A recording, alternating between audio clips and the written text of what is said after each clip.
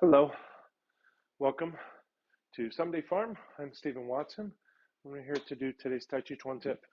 Um, today's Tàijíquán Tip is to pay attention to a time, perhaps in the not so distant future, when you're not at all dressed for practice.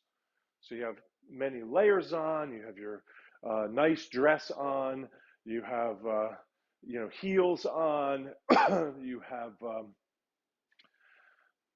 I don't know, swimsuit on, whatever it might be, and determined to embark on some sort of practice in your sort of everyday clothes.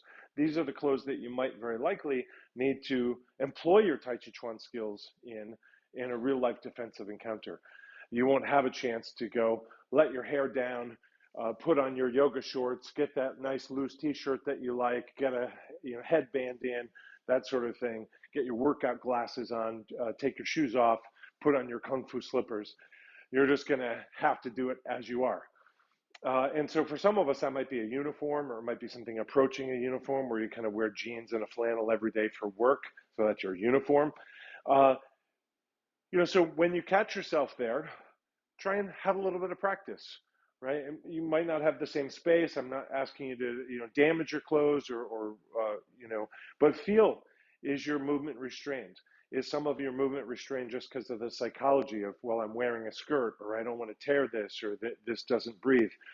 And kind of get an experience of what it might be like to practice some of your art in your sort of everyday clothes. So enjoy that.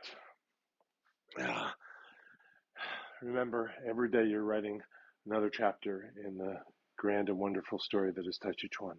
So write like your life depends on it. It kind of does. Thank you.